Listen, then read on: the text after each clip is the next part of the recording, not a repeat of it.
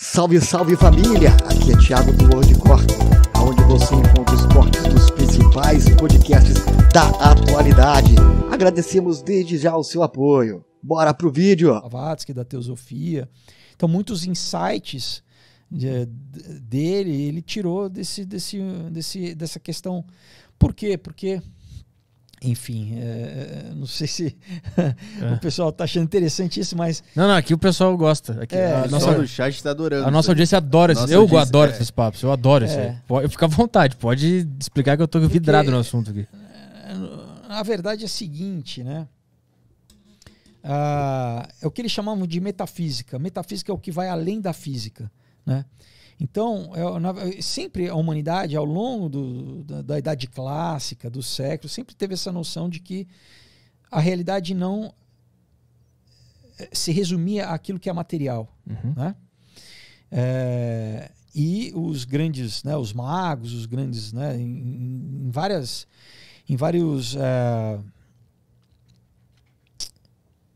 várias idades clássicas, vamos dizer assim, ou reinos, por exemplo, você tem desde do Império Assírio, Sumério, Babilônico, Grego, Egípcio, Romano, todos eles, ao longo, eles meio que mantinham aí um conhecimento secreto, que eles falavam, não é pro leigo, não é para isso, você tem que ser iniciado para você ter acesso a essa informação. Tá? Então, todos esses... Né, é o que antigamente eram os sacerdotes. Né, por exemplo, os sacerdotes egípcios. Eles detinham... Né, então, eu tive a oportunidade de ir no Egito lá, cara. Quando você vê a pirâmide pessoalmente, cara, você fala, é tecnologia. Entendeu? É tecnologia, pura tecnologia. Né? Então, o que a magia, a princípio, fazia? Era uma forma de você controlar a realidade. Né? Manipular a realidade. O que a ciência faz também? Basicamente é isso, a ciência manipula a realidade, né? Então, basicamente, a gente vê ao longo aí dos séculos pessoas, figuras, né? Como, né, eu citei alguns, ou como, por exemplo, Francis Bacon, né? E muitos filósofos também mais conhecidos, Voltaire, né? Kant. Eu, por exemplo, visitei a casa do Kant lá em Frankfurt, na Alemanha. O cara, ele era um Rosa Cruz, ele era um profundo conhecedor de esoterismo, né? Todos, na verdade, conheciam muito disso. E o que aconteceu? Qual foi a grande virada, né, no iluminismo? Que não é à toa que a palavra é iluminismo, né? Porque a gente vê que a Revolução Francesa, que marca, né, historicamente, vamos dizer, a Idade Moderna, né, foi simultaneamente com a criação lá em Frankfurt também da Illuminati, né, do Adam Weishaupt, que era um judeu, né, convertido ao catolicismo, que virou jesuíta. Ele foi um advogado através né, da organização jesuíta, que por si só né, nasceu lá na Espanha 2 séculos antes, com Inácio de Loyola, que eram chamados alumbrados, que são iluminados. Sempre essa questão de ser iluminado, de ter uma revelação. Enfim, ele também tem a história de como ele recebeu essa revelação de uma entidade sobrenatural, né? E ele teve dinheiro, né, dos Rothschild, na época o patriarca, né, que era lá em Frankfurt. Na verdade, o nome não é nem Rothschild, o nome é Bauer, o sobrenome. Rothschild é porque ele tinha uma casa de penhores que tinha era um escudo vermelho. Então, em alemão, isso quer dizer escudo vermelho. E eles acabaram adotando como nome da família. Uhum. E é basicamente isso, cara. Como a gente... Bom, basicamente é isso. Como ao longo do tempo a gente consegue dominar o mundo, cara. Então, por exemplo, eles depois a família Rothschild, né? Porque o patriarca, ele tinha 5 filhos. Ele mandou um filho para cada cada capital europeia, né? Milão, Londres, Paris, Amsterdã, Milão e Madrid, se eu não me engano, né? E eles foram responsáveis por dominar na época ainda não tinha banco, né, central, mas dominar a economia dos países. Né? Então, por exemplo, desde isso, né, desde das guerras napoleônicas, eles usam conflito para conduzir a sociedade onde eles querem. A história de criar o caos para trazer a ordem, né? A gente cria o problema para oferecer a solução, mas como a gente quer, a nossa solução. Então você conduz, né, o que o Hegel chamou da dialética hegeliana, né? Que é isso, tese, antítese para chegar numa síntese, né? Então é isso, a gente cria uma dificuldade para vender solução, mas só que essa solução vai conduzir a sociedade para onde a gente quer conduzir. Né? Então, dando um exemplo, né? Por exemplo, eles dominavam o que na época era chamado de courrier, que era um serviço de correspondência. Né? Na época não tinha internet, né? Não tinha nem correio, então era o que? Era a cavalo. Então esses courriers, eles levavam, por exemplo, de um país para o outro informação. Né? Claro, se você detém isso, você detém poder. Como que ficou? Eles tinham esse manifesto, né, lá escrito pelo Adam Weishaupt, do Illuminati, e mandou um courrier, caiu um raio, cara. E esse cara, por isso que descobriram o tal do manual, porque esse courrier foi atingido por um raio, acharam o manual e divulgaram. Então, por exemplo, baniram na Alemanha. A Alemanha, né, na época não era Alemanha ainda, né? Eram principados, né? Mas baniram, e aí eles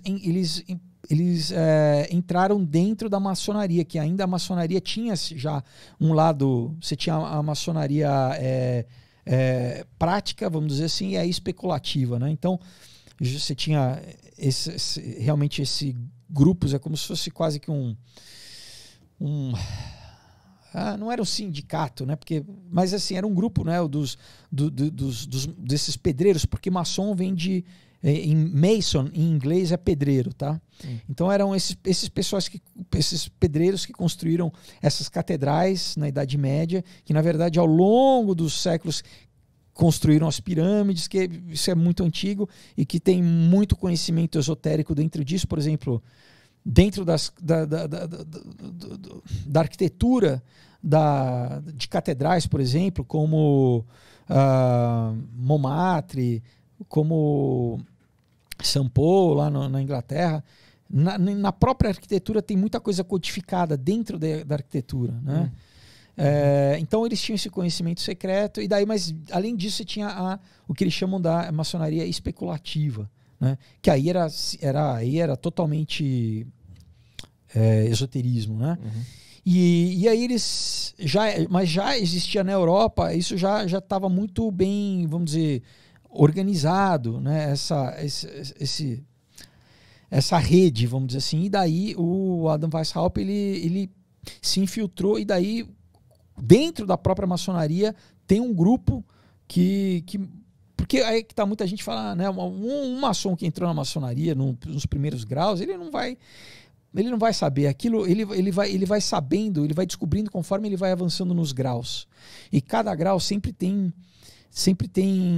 rituais que você tem que cumprir para avançar de grau, né? E, por exemplo, tem um livro do Albert Pike, que é como se fosse o pai da maçonaria americana. Eu tenho esse livro, na verdade nenhum não maçom pode ter, eu comprei no eBay em inglês. É um catatal, é como se fosse uma bíblia maçônica, né? E onde no livro mesmo ele fala que não, a gente engana mesmo os maçons mais novos. A gente não revela para eles. Você só vai tendo cada vez mais iluminação ou revelação conforme você vai avançando dentro, né, subindo os graus e obviamente se comprometendo cada vez mais, né? Cada vez mais você vai fazendo rituais, vai se comprometendo mais e mais, entendeu? Até chegar no grau 33 lá, onde você recebe a completa iluminação.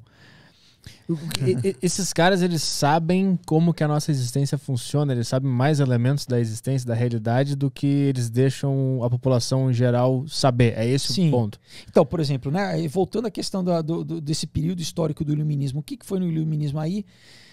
Eles falaram, bom, a gente precisa estabelecer na sociedade um novo paradigma sobre a vida, sobre a realidade. Então, até então era o quê? Era Deus criou o mundo, né? Todas as pessoas acreditavam em Deus, né? Tinha uma relação com a transcendência. E a gente falou, não, a gente vai ser... Agora é a ciência que determina, é o reducionismo, o materialismo, né? A gente fala, não existe nada, tudo é matéria, nada vai além da matéria, mas só que isso eles fizeram para, vamos dizer, implementar na sociedade, para sacralizar a sociedade, ou secularizar a sociedade, porque eles mesmos, todos acreditam, inclusive você não pode ser maçom se você for ateu, você tem que acreditar numa deidade, que eles chamam de o grande arquiteto do universo. Né? Então, por exemplo, né, antes da Royal Society, foi a primeira organização científica oficial, né, no mundo, né, lá na Inglaterra ser formada, existia, né, o que deu nascimento à Royal Society era a sociedade lunar, chamava Lunar Society, daí que vem o termo lunático. Quem que eram, por exemplo, pessoas membros, né? Você tinha o pai do Darwin, o avô, o Erasmus Darwin, já era membro dessa sociedade secreta. O Benjamin Franklin também, né, que é um dos que era diplomata americano, que foi um dos pais da Revolução Americana. Todos eram da Lunar Society, que era uma sociedade secreta, esotérica, né? Muitos maçons também, muitos Rosacruzes também, né? Então é interessante você ver que para o público não acredita em nada, mas a gente não, a gente preserva as nossas tradições, né? E depois o próprio Darwin, durante, né, a época aí, então a gente começa a propor o quê? Então, né, o homem não foi criado, né? O homem descende do macaco. A gente cria uma teoria que diz que a vida também é fruto do acaso, porque segundo a teoria da evolução do Darwin, que na verdade o próprio Darwin ali, né, quando ele escreveu lá, né, A Origem das Espécies, ele reconhece que ele não conseguiria dar conta, vamos dizer, ele simplesmente fala do que, e mesmo assim, adaptabilidade dentro de filos, dentro de espécies. Ele não consegue falar de como uma espécie vira outra espécie. Mas ele também falava, olha, ele não conseguia falar sobre a origem da vida, como que do nada sai alguma coisa, né? Como que do imaterial, do inorgânico sai o orgânico, sai a vida, né?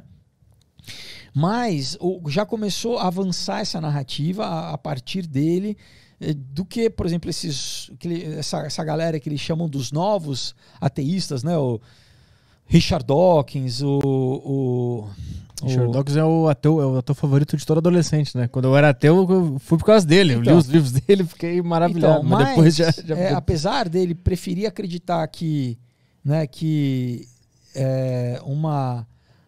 a sopa primordial, né? Que um bando de minério se juntou porque caiu um raio e isso gerou, né, um ATP,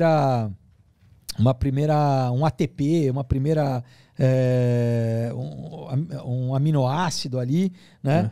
Que imagina, né? Como que o olho humano, como que, né, a organização do nosso DNA, que são bilhões de cara, é um sistema operacional complicadíssimo para você determinar, né, o funcionamento tô dando um exemplo do uma programação humano, muito, né? muito funda. Isso, né? Isso nasceu do acaso, isso veio do nada. E olha que interessante, né? Ele já declarou que ele acha muito mais plausível, né, o ser humano ter sido semeado na Terra por alienígenas. Então, que seria a mesma coisa que ter um Deus, né? Então, acreditar em Deus, a gente não acredita. Agora, acreditar que o alienígena semeou o homem, é responsável pelo homem, eu acredito. Né? Então, basicamente, eu não quero religião. Por quê? Porque junto com a religião vem moral. Na verdade, eu não quero que haja moral. Porque eu não quero que haja lei. Eu quero estabelecer aquilo que é lei. né? Isso o Marquês de Sade já dizia também no século XVIII, que também é um dos responsáveis pela Revolução Francesa. Então você vê que tem uma linha de pensamento histórica que é basicamente essa. No fundo, do homem falar assim, não quero que haja certo e errado, eu quero determinar aquilo que é certo e errado, né? E que casa um pouco também com vamos dizer assim, os preceitos do satanismo, né? Você vai ver o Aleister Crowley, que foi um satanista famoso do século passado, né? Que influenciou os Beatles, influenciou os Rolling Stones, influenciou Raul Seixas aqui no Brasil, Paulo Coelho aqui no Brasil, toda a cultura pop dos anos 60 ele influenciou, né? Um cara abertamente satanista, né? Ele nunca escondeu. Inclusive ele se auto-intitulava a besta. Vamos dizer assim, a máxima do satanismo é essa: faz o que tu queres porque tudo é da lei, né? Então não aceita, né, a lei, por exemplo, que sustenta a sociedade, que é a origem da nossa lei ocidental, é os 10 mandamentos que a gente lê lá na Bíblia, né? Isso começou a instituir lei, né? Então, não matar, não roubar, né? E a gente só consegue viver em sociedade porque existem essas leis, né? Que de certa forma são até óbvias, seriam o que a filosofia chama de lei natural, né? E o satanismo subverte isso, fala, não, esquece isso, você determina, né? Agora, quem sou eu, né? Um ser humano, imagina todos os homens, todos os seres humanos no planeta determinando aquilo que é certo e que é errado, da minha cabeça. É caos, né? Acaba... Esse objetivo de enfraquecer a população em geral, ela também vem de um medo de ter uma concorrência. Tipo, se só nós sabemos desses... Total, dessas controle de leis. informação, né? Se o pessoal não souber, eles vão viver mais fracos, mais burros, mais para baixo, e a gente vai ter o poder. Também é esse objetivo. Sim, e isso, novamente, isso é, cara, ao longo da história é conhecido, né? Por exemplo, né, citar Roma já falava do tal do pão e circo, né? A gente não quer... a gente quer, né? Na época você tinha a classe de escravos, mas mesmo os cidadãos, a gente quer, deixa o pessoal ali tendo, né, no Coliseu, se divertindo, né? E dá pão, dá comida e diversão. E o resto, deixa que a gente organiza, a gente administra. Nós somos a elite, né? E ao longo da história isso tem se repetido. Maquiavel, na Idade Média, ele repete a mesma coisa, né? No livro Príncipe, né? Ele fala para aquelas dinastias ali, né? Os Médici, né? Na Itália, na época que também, né, novamente não existia a Itália como um país, mas eram principados, né? Ele falava, ele era o conselheiro político. Ele essa mesma tese política que não é nova. Os gregos já sabiam disso e antes dos gregos. É assim, a gente mantém a massa, né, que hoje massa de manobra, o gado. É o que? É tirar conhecimento, é deixar o povo ignorante, né? Então deixa no funk, no pancadão. Né? E como é que isso ele se transfere para o mundo de hoje nos poderes centrais que existe? Por exemplo, a gente estava falando antes da ONU, daqueles órgãos centralizados que ninguém sabe quem manda. Sim. Isso é uma consequência direta de tudo isso que a gente está falando. Sim. Aqui. E eles sempre são totalitários. Por quê? Porque se você for pensar, eles têm medo da população. Porque a população, né? É uma elite, eles são 0,01% da população que manda em tudo, né? Que mandam... Tem, né, são os donos muitas vezes dos órgãos de imprensa, dos jornais, são eles que patrocinam universidades, eles promovem a narrativa que eles querem, inclusive, né, científica. Por exemplo, né, a narrativa que favorece a nosso discurso, a gente dá dinheiro, a gente promove, né, esses cientistas. Os outros que contradizem a gente suprime. A gente não publica, a pessoa some, né? A pessoa não tem verba para pesquisa. E estou dando exemplos aqui, né, de como isso é, né, ou até aí militarmente, né? A gente contrata, né? Infelizmente a gente tem uma ideia, né, que a nossa democracia, o nosso voto tem controle, né? Cada vez tem menos, né? Cada vez mais. Esse termo a gente tem que entender, né? Democracia, tecnocracia, que isso surgiu nos anos 30 com esse termo, com esse nome, na Universidade de Colômbia, nos Estados Unidos, tá? No século passado, onde eles já pensavam, vamos dizer, Eles já pensavam há mais tempo, mas eles já publicamente, tinha publicação, tinha uma revista, né, publicada, Technocracy, onde ele já falava assim, a gente vai controlar a sociedade através de recurso natural, de controlar o que a população pode consumir. Na época eles falavam da caloria corpórea, quantos joules cada pessoa gasta por dia. Então, cara, é psicopata, a gente literalmente... E é isso, então o que a gente tem visto ao longo aí do tempo, né, e claro, enfim, eu gosto desse assunto, né? Por isso que eu pesquiso e já li muito, desde, né, da Sociedade Fabiana, onde tinha pessoas como Bertrand Russell, né, o Aldous Huxley, que escreveu O Admirável Mundo Novo, o Julian Huxley, irmão dele, que foi o primeiro diretor da Unesco, né, logo quando foi inaugurada as Nações Unidas, e todos, enfim, David Rockefeller, eu já falei dessas figuras, né, o Harry Kissinger, o Zbigniew Brzezinski, são essas pessoas que, cara, é importante a gente entender, conhecer quem são essas pessoas, ler às vezes os livros, o que eles dizem, o que está na cabeça deles. Né? Por exemplo, o Klaus Schwab, que é o presidente do Fórum Econômico Mundial, que fundou em 71 o Fórum Econômico Mundial. Se você ler o livro dele, ele tem um livro chamado A Quarta Revolução Industrial. Cara, ele promove publicamente no livro a questão do transhumanismo, sabe? De falar assim, olha, a gente vai fazer uma simbiose entre o homem e a máquina. Aquilo que a gente via em ficção científica, em Black Mirror, o cara está falando publicamente, é o cara que controla uma organização que todo ano reúne a elite global em Davos, na Suíça, e que implementa aquilo que, né, se não é através de país, né, porque muitos políticos que ficam... Pessoal, o presidente fica 4 anos no poder, se muito, tá? Então, tem uma estrutura que manda nessa galera, que paga as campanhas eleitorais, né? Essa galera que realmente manda no mundo e que não aparece. Porque eles controlam a mídia, eles não querem que ninguém saibam, né? Mas eles têm que falar entre eles, então eles tem publicações que eles se comunicam entre si. E, claro, né, você tem que cavucar, mas se você cavucar, você encontra, né, essas informações. Mas então, a ideia deles é essa, é ter esse controle totalitário, inclusive dos nossos corpos, cara. Tem patente já. Agora a gente está vendo o Elon Musk com Neuralink, chip, o DARPA agora semana passada, né, um chip para o Covid, entendeu? Eu não vi isso aí, o que é isso aí? O DARPA é um organismo, um departamento de desenvolvimento lá do Exército Americano, das Forças Armadas, ligado com a inteligência, que eu falo também, cito nos meus quadrinhos, né?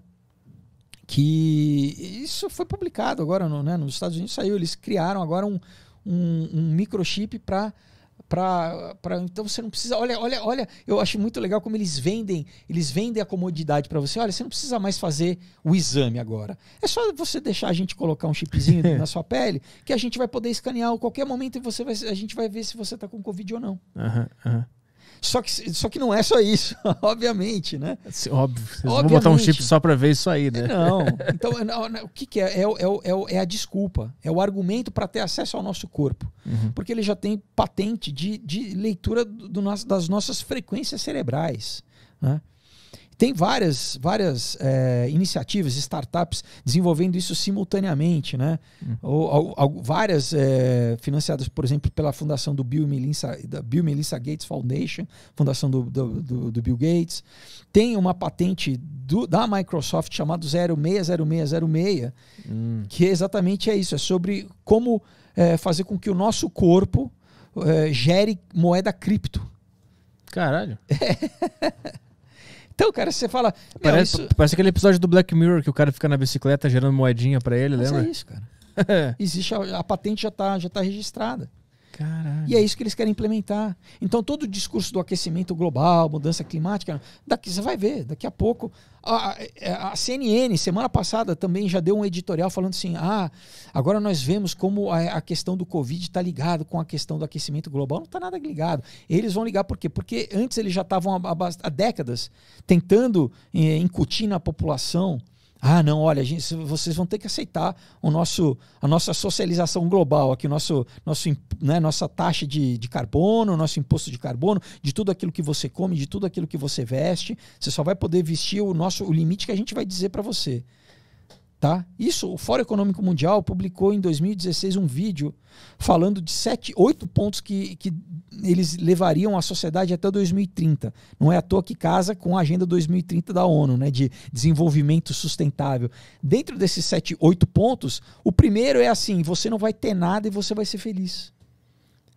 Peraí, eu não vou ter nada? Então, acabou a propriedade privada. E não é que ninguém vai ter nada, você não vai ter nada. Você, o povo. Então, nós vamos ter tudo e a gente vai alugar para você tudo. Então, agora eles já estão implementando uma série de empresas, tem várias empresas já implementando um serviço de assinatura. Por exemplo, a Polo Ralph Lauren, né? Aquela marca do cavalinho lá. Nos Estados Unidos já tem isso. Então, você não compra mais... Ainda você compra, mas no futuro você não vai mais comprar a camiseta ou a calça, o que seja. Né? Você vai alugar da gente. Mas aí é o que? Então, não é meu, eu não tenho. Né? Carro, por exemplo, carro tudo automatizado, também daqui a pouco é isso, né? Você vê que a Ford está fechando as fábricas, não é à toa, eles sabem do que vai acontecer. Por quê? Porque você tira a autonomia das pessoas também. Se eu dependo de um aplicativo, se eu dependo só, sei lá, de um serviço como um Uber, eu não tenho meu carro, a minha mobilidade está cerceada, entendeu? Eu não tenho, eu não posso pegar o meu carro e dirigir para onde eu quiser, né? E se o meu aplicativo tiver linkado a um sistema de crédito social como hoje em dia já existe na China, se eu não obedecer o que o governo mandar, eles simplesmente bloqueiam o meu aplicativo. E aí tu não pode... É que nem tem um episódio aquele, né? Que a menina... É do Instagram, né? É uma alusão ao Instagram, aquele episódio do Black Mirror, né? Que ela não pode alugar uma casa porque ninguém gosta dela. Cara, tudo isso... isso é chamado de programação preventiva. Eles usam a mídia e a cultura há muito tempo para trazer no inconsciente coletivo das pessoas esses temas, para quando essa coisa aparecer de verdade, a pessoa já o choque não ser tão grande. Eles vão meio que preparando, cozinhando a sociedade para não ser um choque tão grande assim. Isso vem mascarado de conforto. Tu pode chamar um carro. Sim, agora. Como a Alexia, por exemplo. Cara, é um negócio que tá te vigiando. Sim, o celular já faz isso. É um algoritmo. Né? Sim, mas o celular você ainda pode...